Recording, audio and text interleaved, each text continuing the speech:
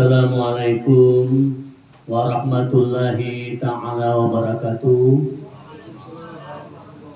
Alhamdulillahillazi nahmaduhu wa nasta'inuhu wa nastaghfiruh wa na'udzu billahi min syururi anfusina wa min sayyiati a'malina. May yahdihillahu fala mudhillalah wa may yudlilhu fala hadiyalah. Asyhadu an la ilaha illallah wa asyhadu anna sayyidina Muhammadan abduhu wa rasuluh allazi la nabiyya ba'da. La ilaha illallah al-malikul haqqul mubin Muhammadur Rasulullah shadiqul wa'dil amin. Amma ba'du. Sejemu-jemunya marilah sama-sama kita senantiasa mengucapkan puji serta syukur kita kehadiran Allah Subhanahu wa Ta'ala, karena atas izin dan ridhonya jualah kita dipertemukannya di majelis yang mulia ini, yaitu dalam rangka pengajian yang rutin kita laksanakan setiap bulannya, dan juga sholawat yang berangkaikan salam.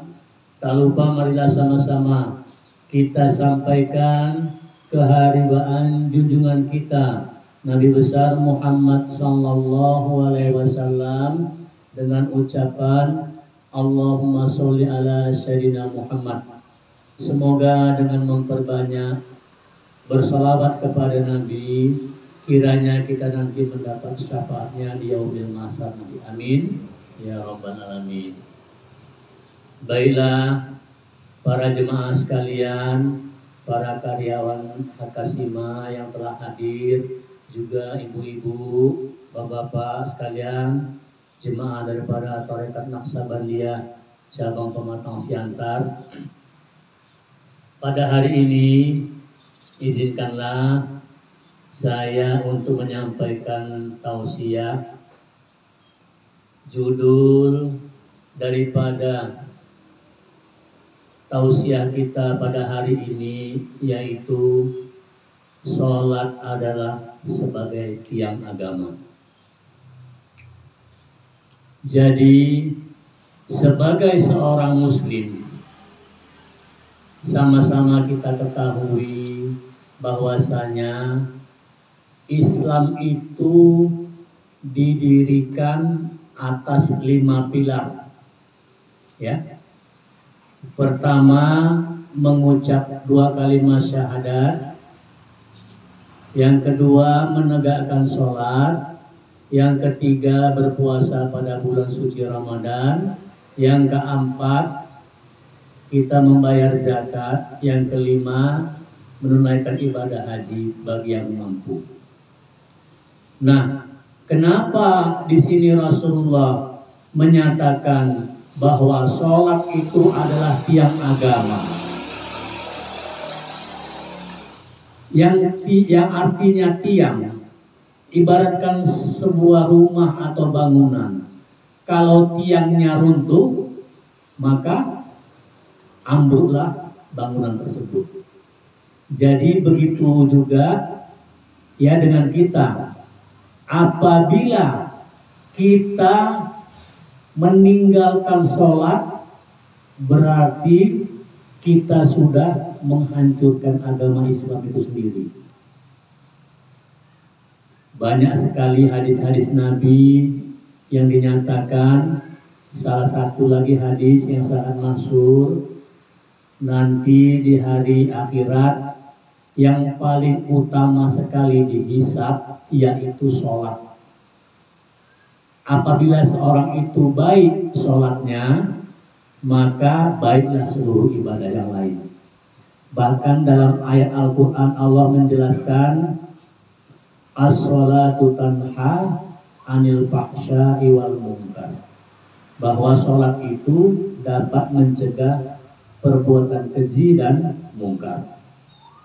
Nah, kembali kepada tema tadi, kenapa kok Rasulullah mengatakan Jikalau kita meninggalkan sholat, maka kita telah menghancurkan agama Islam. Baik, di sini saya akan memberikan sebuah ilustrasi ya, yang sama-sama bisa kita lihat. Seperti saya bilang tadi itu, Islam didirikan atas 5 pilar kan? Syahadat, sholat, puasa, zakat, dan naik haji. Ini kita misalkan botol ini agama Islam. Udah? Kita genggam dengan 5 pilar tadi. Kalau Tuhan melepaskan yang terakhir, naik haji, Tuhan tidak lakukan, Tuhan tidak apa-apa, Tuhan tidak berdosa, karena haji ini hukumnya bagi yang mampu. Kalaupun Tuhan tidak melaksanakan haji, agama ini masih bisa Tuhan genggam. Masih bisa? Bisa. Kalau Tuhan meninggalkan yang selanjutnya, yang nomor 4, apa itu? Zakat. Kalau Tuhan tidak membayar zakat, tidak apa-apa. Mungkin Tuhan tidak termasuk kategori orang yang membayar zakat, namun masuk dalam kategori orang yang menerima zakat. Kita lepaskan tadi ini. Masih bisa dipegang? Agama tadi masih tergenggam ya. Kita lepaskan yang selanjutnya. Apa tadi ini? Puasa. Kalau tuan-tuan, ibu-ibu tidak berpuasa, ini ada keringannya. Mungkin pada saat itu kita sedang sakit atau kita dalam keadaan musafir, ya, maka kita boleh tidak berpuasa untuk mengkodonya nanti di hari yang lain. 3 ini kita lepaskan. Masih terpegang agama tadi ini? Masih. Yang selanjutnya apa? Sholat. Kalau Tuhan lepaskan sholat ini, jatuhlah agama, hancur agama. Nampak di sini sholat tadi sebagai pilarnya. Ini memang hanya sebuah ilustrasi, sebuah filosofi, tapi ini bisa kita terima dengan akal sehat kita. Masuk akal kan? Masuk akal. Jadi kalau yang 2 ini aja Tuhan pegang tentang 2 kalimat syahadat dan sholat, Tuhan berkeyakinan setelah kita dalam Islam kita mengucapkan asyhadu an la ilaha illallah, aku bersaksi tidak Tuhan selain Allah, wa asyhadu anna Muhammad Rasulullah, dan kita bersaksi bahwasanya Nabi Muhammad adalah utusan Allah, dan kita juga melaksanakan sholat. Ini agama masih bisa kita pegang. Karena yang lain tadi itu puasa, zakat, dan naik haji, ya masih ada keringanan, ya. Agama masih bisa kita genggam. Dan juga yang membedakan agama Islam dengan agama yang lain yaitu sholat. Inilah pentingnya tuan-tuan sekalian dalam kita mengerjakan sholat. Karena di dalam sholat inilah kita sebagai ungkapan puji syukur kita kepada Allah yang telah menciptakan kita, ya, menghidupkan kita, memberi kita rezeki, memberi kita kesehatan. Jadi dalam sholat tadi itulah Allah telah menjelaskan di dalam surat Toha ayat 10, Innani anallahu la ilaha illa ana, sesungguhnya akulah Allah. La ilaha illa ana, kata Allah, tiada Tuhan selain aku. Fa'buduni, maka sembahlah aku. Aqimis sholatu li zikri, dan dirikanlah sholat dengan tujuan mengingat aku. Dan pada sisi yang lain, Allah Subhanahu wa Ta'ala mempunyai misi menciptakan kita sebagai manusia di bumi ini. Nah, dulu sebelum bumi ini dihuni oleh manusia, bumi ini sudah dihuni oleh para jin, betul? Di bumi ini sudah berbunuh-bunuhan, ya. Oleh sebab itulah maka Allah akan menciptakan, ya, khalifah, sebagai pemimpin di dunia ini. Maka itu di dalam ayat Allah, ya, dalam Al-Quran Allah menegaskan, wa ma khalaqtul jins wal ins illa liya'budun. Kata Allah, tidak akan aku ciptakan jin dan manusia melainkan untuk beribadah kepadaku. Jadi ingatlah tuan-tuan sekalian bahwasanya Allah itu menciptakan jin dan menciptakan kita sebagai manusia adalah bertujuan untuk mengabdi dan beribadah kepada Allah. Nah, di sini di dunia ini mungkin ya, kita lihat ada yang sudah rajin melaksanakan sholat, ada yang masih bolong-bolong, mungkin ada juga yang dia sama sekali tidak mengerjakan sholat. Jadi dengan tausiah ini harapan saya yang belum melaksanakan sholat, cobalah. Kalau nggak tahu belajar, bertanya. Sekarang udah gampang, dari YouTube bisa belajar sholat, ya kan? Di buku-buku banyak. Nah, nggak apa-apa, sedikit dipaksa nggak apa-apa. Kita paksa aja untuk melaksanakan sholat, misalnya 1 hari sekali. Nanti lama-lama meningkat, bisa 2 kali, bisa 3 kali, bisa 4 kali. Ya syukur-syukur 5 kali bisa. Ditambah lagi nanti sholat sunat tambahan, ya, seperti sholat duha, sholat tahajud, dan sebagainya. Apa gunanya kita melaksanakan sholat? Yang jelas, sholat ini adalah menjadi kewajiban bagi kita semua. Ya, memang hitungannya nanti dihitung Allah di akhirat nanti. Cuma supaya tuan-tuan tahu bahwasanya apabila kita melaksanakan sholat, ya, di dunia ini tuh kita sudah bisa merasakan manfaatnya, yaitu sesuai dengan janji Allah tadi, as-sholatu tanha anil fahsya'i wal munkar. Maksudnya, artinya tadi itu, ya, sesungguhnya sholat tadi itu dapat mencegah kamu daripada perbuatan keji dan mungkar. Jadi seorang yang menegakkan sholat, yang mengerjakan sholat, maka sholat itu nanti yang berubah menjadi suatu energi, suatu kekuatan, suatu nur yang menjaga tuan-tuan sekalian yang mengerjakan sholat tadi itu. Nah, jadi bukan kita yang mencegah, sholat tadi itu yang bisa mencegah kita untuk kita tidak mengerjakan segala perbuatan keji dan mungkar tadi itu. Jadi jangan sampai kita itu sudah dijadikan Allah dunia ini mati-matian, kita hanya mencari uang saja.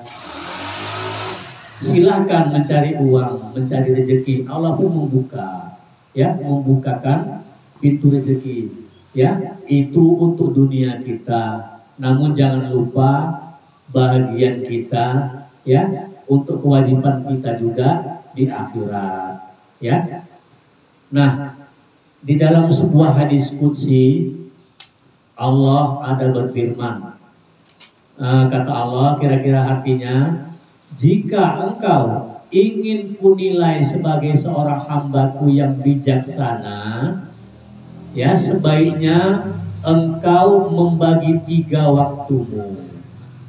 Yang sepertiga untuk duniamu, ya, sepertiga untuk dirimu dan keluargamu, dan yang sepertiga lagi hendaklah untukku, kata Allah.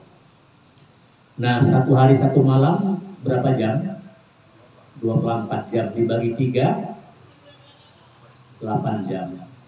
Berarti kalau kita mau dilihat Allah sebagai orang, dinilai Allah sebagai seorang yang bijaksana, maka membagi 3 lah kita. Berarti 8 jam kita untuk diri kita, yaitu untuk mencari rezeki, bekerja, mencari kehidupan dunia. Yang 8 jam lagi, ya, untuk diri kita, istirahat, untuk keluarga kita. Yang 8 jam lagi kita pergunakan untuk beribadah kepada Allah. Nah, maksud yang 8 jam tadi itu untuk beribadah kepada Allah, bagaimana mungkin? Bukan berarti kita duduk terus sholat terus berzikir, tidak. Jadi jika kita sudah mengetahui segala sesuatu ilmunya, apapun yang kita kerjakan di dunia ini dapat menjadi nilai ibadah kepada Allah Subhanahu wa taala, ya. Jadi jika tuan-tuan sudah mengetahui ilmunya, tuan bekerja pun mencari rezeki, ya. Apabila niat kita ingin mencari nafkah untuk menghidupi, memberi nafkah anak istri keluarga kita, ya, niatnya ikhlas karena itu, maka itu tergolong ibadah. Dan maaf cakap, jika tuan mengetahui kita bersetubuh sama istri pun bisa menjadi nilai ibadah kalau tahu ilmunya. Inilah tandanya Allah sayang kepada kita. Dan perhatikan setiap kalam Allah, ayat-ayat Allah di dalam Al-Quran pasti dimulai dengan Bismillahirrahmanirrahim, yang maksudnya Allah itu adalah Maha Pengasih lagi Maha Penyayang. Jadi kasih sayang Allah itu duluan. Allah duluan memberikan kasih sayangnya daripada murkanya. Memang Allah ada berjanji juga, ya kan, memberikan ancaman-ancaman bagi yang tak patuh. Ya, siksaanku amat pedih, kata Allah. Namun jangan lupa, ya, Allah itu Maha Pengasih lagi Maha Penyayang.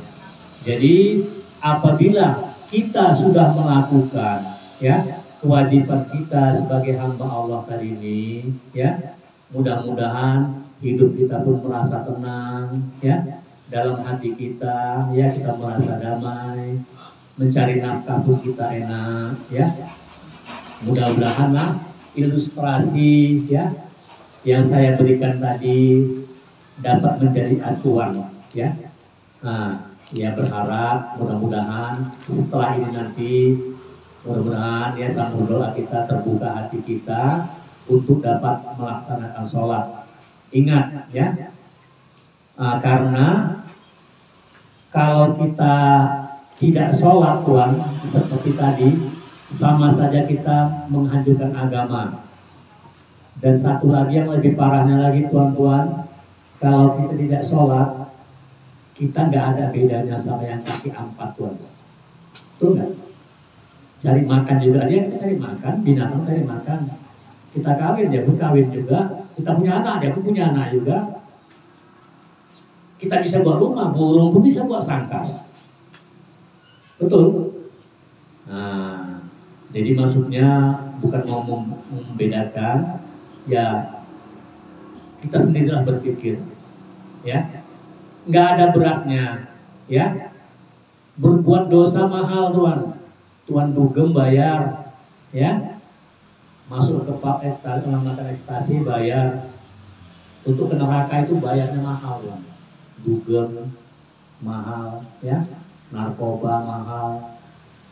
Untuk pesta hura-hura mahal. Jalan ke surga murah, tuan. Tapi kenapa nggak mau? Sholat nggak bayar. Masjid di mana-mana terbuka, ya. Ada kemudahan. Ya Allah, aku nggak bisa berdiri sholat, duduk, kata Allah. Duduk nggak bisa berbaring. Nah, inilah perbedaan kita. Jadi jangan sampai kita itu sama dengan yang tadi 4 itu baru kita sholat. Malu kita, ya. Lagian sholat kan berapa lama? Berapa lama tuan Bakir sholat kita? Sekali sholat paling 5 menit, ya. Satu sholat 5 menit. Nah, sekarang ini lagi sudah mudah, ya. Di YouTube banyak cara-cara belajar sholat, doa-doa sholat. Nggak bisa doa yang panjang, doa yang pendek. Nggak bisa baca ayat yang panjang. Saya tuan guru cuma hafal Fatihah sama kulhu aja. Boleh, boleh. Nggak ada salahnya, boleh. Secara hukumnya sah. Nah, itulah pentingnya. Jadi maksud ini kita berterima kasih juga lah kepada Bapak Kasat, ya, Bapak Tuan Bakir, yang menyediakan fasilitas ini untuk para karyawan. Ini adalah suatu bentuk wujud bahwasanya Tuan Bakir ini memang benar-benar sayang sama tuan-tuan. Selaku pimpinan dia menyayangi, ya, memimpin Tuan, juga dalam satu sisi lain dia merangkul Tuan kemari untuk memberi tausiah walaupun ini melalui saya. Jadi supaya apa? Supaya dalam dunia kita pun dapat rezeki, akhirat kita pun juga kita selamat. Tepuk tangan dulu Tuan Bagir. Ya mudah-mudahan Allah memberikan kelapangan rezeki kepada Tuan Bagir dan keluarga di rumah ini ya, atas keikhlasannya menyediakan fasilitas kepada kita semua di sini. Ya insya Allah saya pribadi pun merasa bangga ya kepada Tuan Bagir. Tapi buat Tuan Bagir bukanlah ini suatu yang menjadi banggaan, menjadi ria pula tadi ini. Maka berniatlah ikhlaskan semua ibadah kita kepada Allah Ta'ala ya, karena semua itu Allah pasti memberi balasan kebaikan walaupun yang kita buat sebesar biji zahra namanya ya. Jadi inti ya pengajian pada hari ini walaupun sedikit yang datang nggak masalah ya. Coba tanamkan, ingat-ingat pesan saya tadi itu ya, visualisasi ya, yang guru ibadah yang guru berikan tadi itu. Tak kala kita menggenggam sesuatu, tak kala kita tidak beribadah haji, tidak apa-apa, tidak mengeluarkan zakat kita masih boleh karena kita termasuk orang yang menerima mungkin ya. Kita tidak puasa boleh, dapat keringanan mungkin kita yang sakit atau kita sedang dalam musafir. Namun kalau kita meninggalkan sholat tadi itu lepas agama ini. Nah, kenapa? Jangan sampai kita lepaskan karena kita sudah mengakui ya bahwasanya kita telah bersyahadat Islam inilah agama kita ya. Allah pun sudah ridho Islam menjadi agama kita. Innad dina indallahil Islam. Sesungguhnya agama di sisi Allah hanya Islam. Al-Islamu ya'lu wa la yu'la alaihi. Islam itu tinggi dan tidak ada yang lebih tinggi daripadanya. Mungkin tuan-tuan nanti bisa melihat di YouTube bagaimana perkembangan di negara-negara Eropa sana ya. Itu lagi berbondong-bondong ya. Grafiknya terus naik nih di sana orang-orang yang masuk ke dalam agama Islam. Kenapa? Karena mereka memang menemukan kebenaran di dalam Islam tadi ini. Jadi jangan sampai kita yang sudah Islam ya dari dilahirkan, jangan sampai kita menyia-nyiakan ini ya. Marilah sama-sama kita berusaha untuk menjalankan apa-apa yang diperintahkan Allah dan menjauhi segala apa yang dilarang Allah ya. Mudah-mudahan kiranya tausiah yang singkat ini ya dapat menjadi bekal ya, menjadi pedoman di hati kita untuk kita aplikasikan dalam kehidupan nanti. Nah di sini saya membuka ya untuk tanya jawab ya, boleh tanya jawab. Insya Allah sama-sama di sini kita bahas. Ayo kasih tuan apanya, mic-nya saya mau bertanya, boleh masalah apanya.